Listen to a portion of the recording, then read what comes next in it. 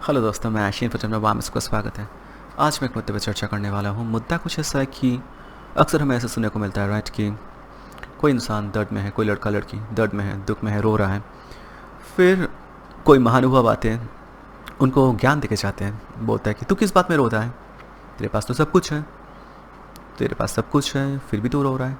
जाके देख दुनिया में कितने इंसान हैं जो कितने बदनसीब है। हज़ारों इंसान, लाखों करोड़ों इंसान हैं, कितने बदनसीब हैं। खाने को रोटी नहीं है, पहनने को कपड़ा नहीं है, सर के ऊपर छत नहीं है। वो लोग तो खुशी खुशी जी रहा है, तो किस बात पे रो रहा है, तेरे पास तो सब कुछ ही है। अपेरेंटली अगर बताया जाए हार्श तरीके से तो ये कुछ तरीके से सही भी है, बट ये सही नज़रिया नहीं है देखने को। अगर एग्जांपल दिया जाए तो सेंटेंसेस कुछ ऐसा हो सकता है कि कोई आके आपको बताएंगे कि why are you crying over that, आप उस विषय में क्यों रो रहे हो। There are people who have it so much worse than you. दुनिया में ऐसे बहुत इंसान होते हैं जिनका सिचुएशन आपसे बहुत ख़राब है, तो आप क्यों रो रहे हो। और अपेरेंटली सुन के लगता है कि ये बहुत लॉजिकल स्टेटमेंट है और कंफर्टिंग भी है। लॉजिकल है ऑफ कोर्स, और कंफर्टिंग मतलब आपके दिल को शांत भी करता है ये। बट सच्चाई में तो ये है कि ये स्टेटमेंट और इस तरीके का जो जो आपको अगर रिस्पॉन्स मिलता है किसी से, ये दोनों में से एक भी पर्पस सर्व नहीं करता है। ये लॉजिकल भी आपको नहीं लगता है उस वक्त, और उस वक्त जो है आपके दिल को शांत भी थोड़ा भी नहीं करता। ये कंफर्ट एकदम नहीं देता है आपको। देखो, सबका जो दुख है ना, सबका सफरिंग वैलिड है, और मैं ये कोई टची फीली तरीके से नहीं बोल रहा हूँ, वो छुई मुई तरीके से। इसके पीछे मैं साइंटिफिक लॉजिक आपको दिखाऊंगा of course, and with examples के माध्यम से। देखो, आप अगर देख रहे हो, जब आप अपने नज़रिए से आपको लग रहा है कि उनका सफरिंग, उनका रोना धोना या फिर उनका तकलीफ लॉजिकल नहीं है, क्योंकि आपके हिसाब से उनसे काफ़ी दुख दर्द में बहुत लोग हैं और खुश खुश हैं, तो वो क्यों रो रहा है, ये आपका लॉजिक है राइट। बट ये लॉजिक उनके लिए सही नहीं बैठ रहा है। उनका दिल ये लॉजिक नहीं मानता है। उनका दिल तब भी रोता है, और ये क्यों होता है। पोएटिक नहीं हो रहा हूँ, बट समझने का यहाँ पर मैं प्रयास करूँगा। एक एग्जांपल लेते हैं। मान लो एक लड़का, उसका नाम है अर्जुन, दिल टूट गया है पहली बार, 16 साल का बच्चा है, अपना जो है दरवाज़ा लॉक करके वो रो रहा है। उसका मम्मी पापा कंसर्न है, घर में घुसे, उससे पूछे, उसका पापा मान लो, उसको पूछा कि क्या हुआ, वो बताया रोते हुए। फिर उसका बाबा जो है, उसका पिता, सुन के उसको ऐसा कुछ बताया कि तू एक कोई लड़की छोड़ के गया, ब्रेकअप हुआ, उस पर रो रहा है। जाके देख, तेरे ऐसा 16 साल का बच्चा जो है ना, जंग के मैदान पे जंग लड़ रहा है, देश को जो है सुरक्षा प्रोटेक्शन दे रहा है, और तू यहाँ से बैठ के यहाँ पे ऐसे रो रहा है, लड़कियों की माफिक या फिर जो भी है, कैसे भी है, आप ऐसे रो रहे हो, तू ऐसे रो रहा है, शर्म कर।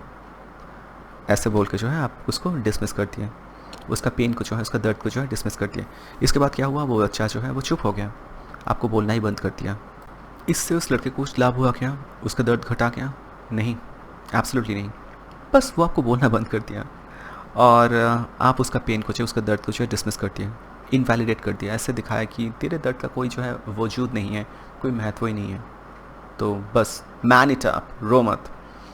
अभी देखो, जहाँ तक सच्चाई का बात है, pain is not about scale. दर्द जो है स्केल नहीं है। कोई तेरे से अगर ख़राब है, कोई अगर आपसे ख़राब है, तो आप रो नहीं सकते, ऐसा थोड़ी है। आपका दर्द आपकी जगह पे है, उसका दर्द उसकी जगह पे है। वो अगर कम पे भी खुश है, that's okay, that's very good.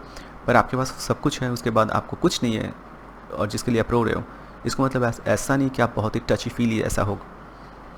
और ये क्या है, क्यों है, ये मैं एक्सप्लेन करूँगा।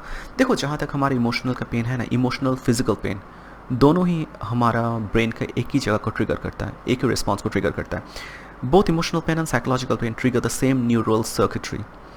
हमारा न्यूरल सर्किटरी, न्यूरल पाथवे, जहाँ पे हम लोग पेन फील करते हैं, दर्द जो है महसूस करते हैं ना, आप दर्द जो है हम लोग अल्टीमेटली ब्रेन पे, हमारे दिमाग पे तो महसूस करते हैं राइट, वही हमारा ब्रेन का जो है न्यूरल सर्किटरी। फिजिकल पेन हमारे जिस पोर्शन को ट्रिगर करता है, इमोशनल, साइकोलॉजिकल पेन, साइकोलॉजिकल तकलीफ, मानसिक तनाव, मानसिक दर्द, हमारे एक ही हिस्से को तकलीफ देता है, एक से हिस्से को जो है ट्रिगर करता है जाके। तो ये साइंस भी इसको पुख्ता करता है कि तकलीफ़ फिज़िकली अगर कोई तकलीफ़ देता है, उससे जितना तकलीफ़ होता है, साइकोलॉजिकल तकलीफ़ भी उतना ही है, कुछ कम नहीं है, शायद ज़्यादा हो सकता है कभी कभी। शायद ये आपके लिए लॉजिकल नहीं लगे, और शायद ये लॉजिकल है भी नहीं। दर्द शायद कभी कभी, ये जो इमोशन है, इमोशन लॉजिकल, मैं अभी एक बार भी ऐसा नहीं बोल रहा हूँ, कभी भी नहीं बोलूँगा कि इमोशन लॉजिकल है। Emotion is just a feeling, it doesn't have to be logical. शायद ये इलॉजिकल है, बट जो फील कर रहे हैं उसके लिए रियल है। It's very real, it's very heavy, it's very human, it's very painful. Logic अगर देखा जाए तो शायद एब्सोल्युटली लॉजिकल नहीं है, या फिर कभी कभी लॉजिकल भी है, बट लॉजिक से परे है दर्द, लॉजिक से परे है हमारे इमोशन। अभी ये क्यों मैं बोल रहा हूँ, इसके पीछे मैं एक साइकोलॉजिकल अभी रीज़न बताऊंगा। There is a thing called Maslow's hierarchy.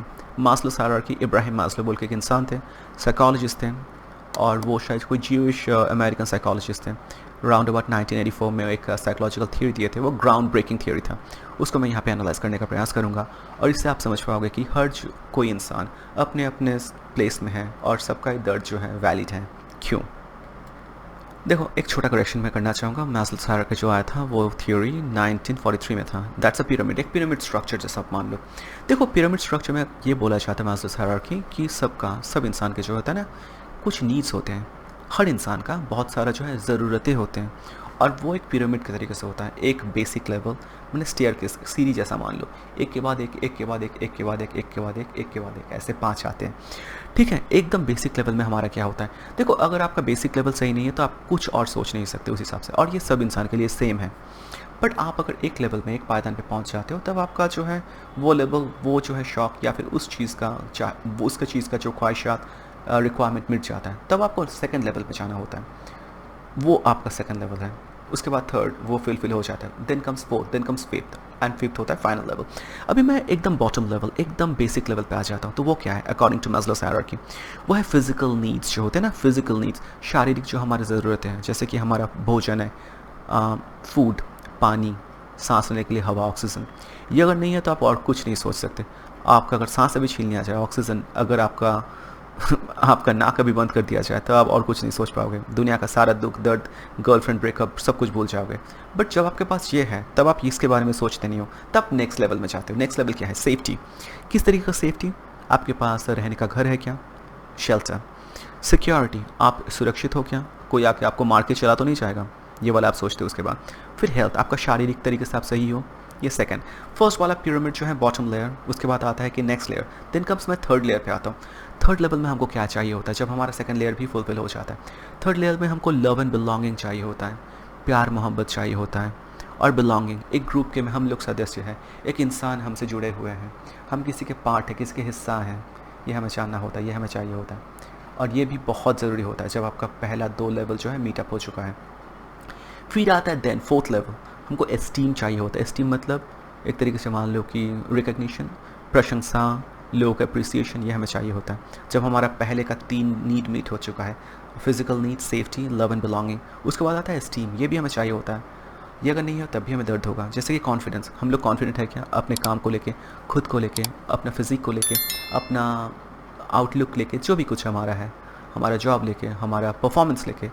Esteem, वो कॉन्फिडेंस है क्या? रिस्पेक्ट हमें दुनिया से मिल रहा है क्या?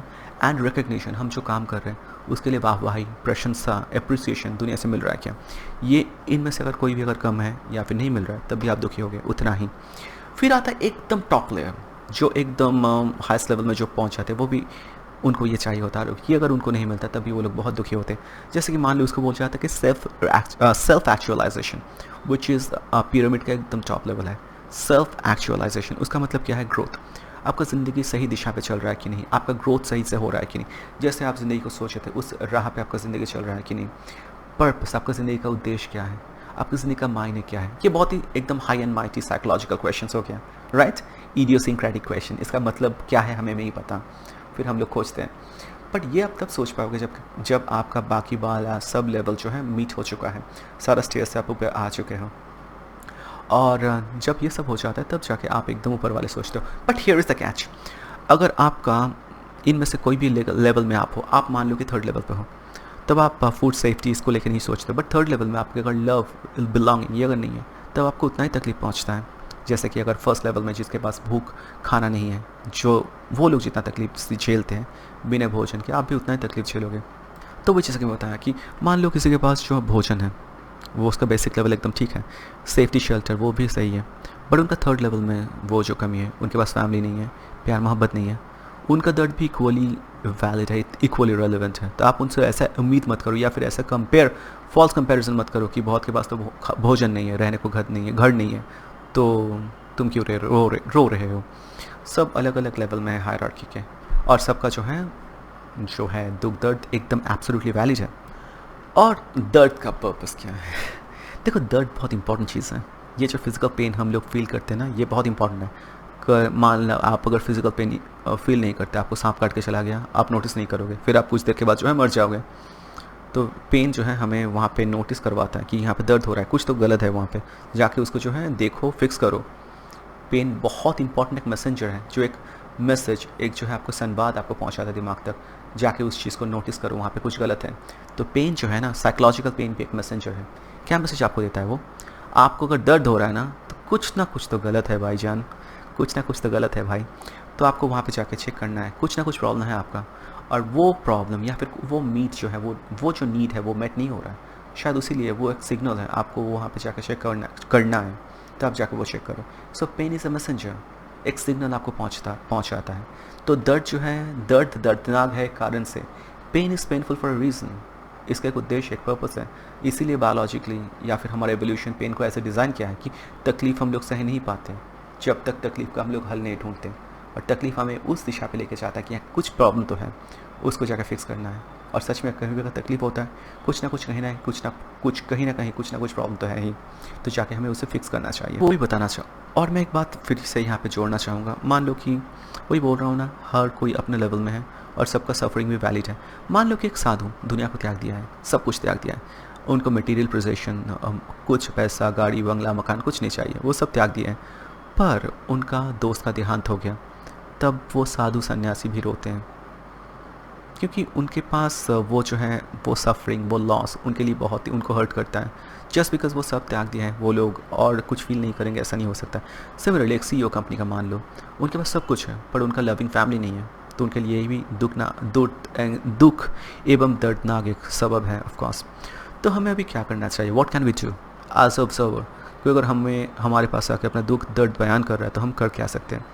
देखो, हम जो है कुछ चीज़ कर सकते हैं। एक तो है ये करो, अब सुनो, लेक्चर नहीं दो, जस्ट लिसन, डोंट लेक्चर। उनका समस्या कब सुनो, उनको आप लेक्चर नहीं दो, उनको समाधान भी मत ही दो, बस सुनो। उसके बाद रिप्लेस करो एक शब्द जो हम लोग बोलते हैं ना, एटलीस्ट को रिप्लेस करो आई सी यू। एटलीस्ट हम लोग बोलते हैं ना, एटलीस्ट तेरे पास ये तो है।